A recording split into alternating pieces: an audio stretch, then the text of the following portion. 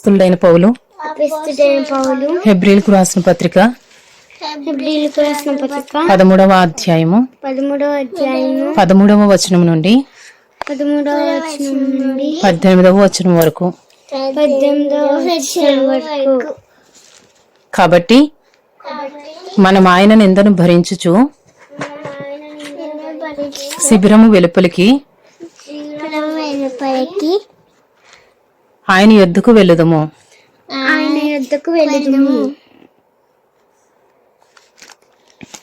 నిలువరమైన పట్టణము మనకిక్కడ లేదు గాని ఉండబోచున్న దాని కోసము ఎదురు చూచుచున్నాము.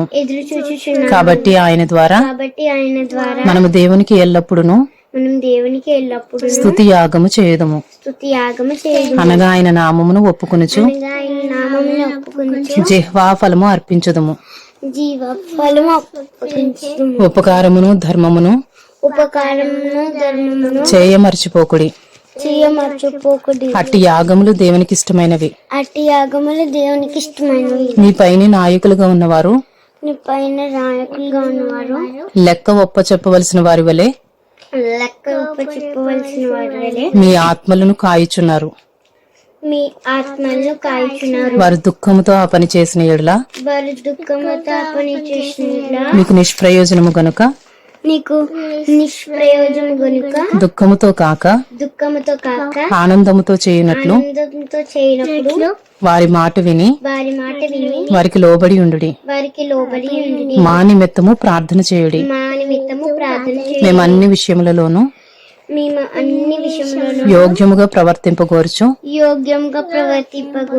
మంచి మనస్సాక్షి కలిగి ఉన్నామని నమ్ముకొనుచున్నాము. Hebrews chapter 13 to 18. Therefore let us go to him outside the camp and bear the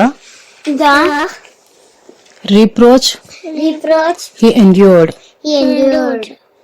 For here we have no lasting city. But we seek the city that is to come. Through him then let us continually offer up a sacrifice of praise to God,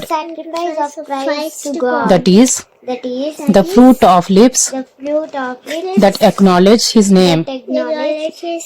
Do not neglect to do good and to share what you have, for such sacrifices are pleasing to God.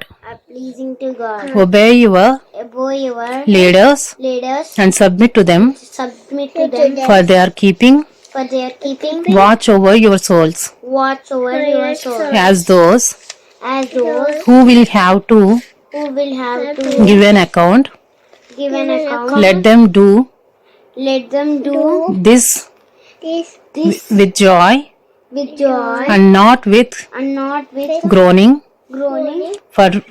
for that would be of no advantage to you. Pray for us, for we are sure that we have a clear conscience, desiring to act honorably in all things.